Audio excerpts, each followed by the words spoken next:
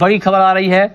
बड़ी खबर यह है कि सुप्रीम कोर्ट से एजीआर मामले में क्यूरेटिव याचिका खारिज हो गई है।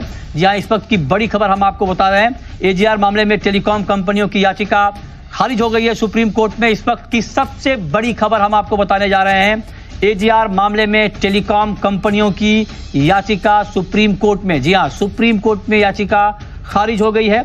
ओपन कोर्ट में क्यूरेटिव याचिका की अर्जी खारिज हुई है। इस पर डिटेल जानकारी के साथ हमारे सहयोगी कुशल जुड़ रहे हैं हमारे साथ। कुशल, बताइए क्या है पूरी खबर।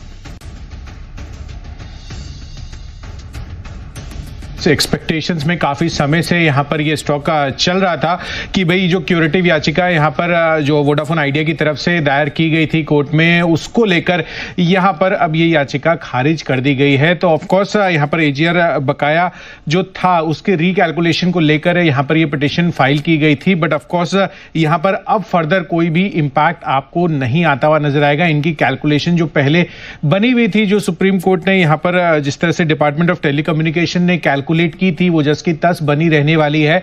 और यहां पर इसी वजह से जो एक्सपेक्टेशंस बन रही थी कि अगर यहां पर कंसिडरेशन हो जाता है कि एजीआर की जो रिकैलकुलेशन है वो हो जाती है, वोडाफोन आइडिया का पर्सपेक्टिव मान लिया जाता है, तो काफी रिपोर्ट्स के अनुसार यहां पर जो कुल मिलाकर 70,300 करोड़ रुपए का बकाया कंपनी पर फिलहाल FY24 तक एजीआर बकाया जो बना हुआ था वो रिड्यूस हो जाता। अगर रिकैलकुलेशन होती तो 30 से 35,000 करोड़ से यहां पर ये रिकैलकुलेशन के अंतर्गत कम हो सकती थी। यानी कि जो कुल एजीआर बकाया है वो ऑलमोस्ट आधा होता हुआ दिख सकता था। बट अब यहां पर यह चीज नहीं होगी। सुप्रीम कोर्ट से एजीआर मामले में क्यूरेटिव याचिका को जो खारिज किया गया है, उस कारण से यहां पर एक बड़ा नेगेटिव असर वोडाफोन आइडिया पर आप आज देख पा रहे हैं। 10% के निचले सर्किट पर यहां पर वोडाफोन आइडिया कारोबार कर रहा है।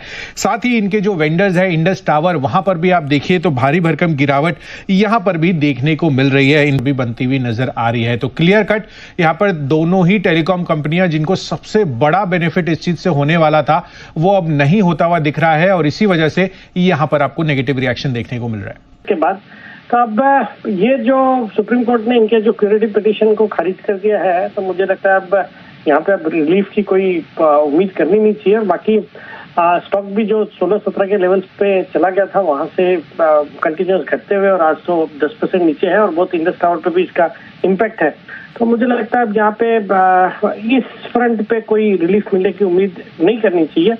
और बाकी अब कोर बिजनेस जैसे बड़े कई इन्वेस्टर्स ने चेक इन किया, प्रोमोटर्स फंड इन्फ्यूज कर रहे हैं, तो ये अगर किसी तरीके से अपने जो नॉर्मल बिजनेस को सुधारेंगे तो फिर कुछ उसका फायदा हो सकता है, या फंड्स जुटाना पड़ेगा इनको बाहर से टू क्लियर देयर ड्यूज। बाकी आप कोई रिलीफ की उम्मीद नहीं करनी चाहिए इनको। बिल्कुल सही।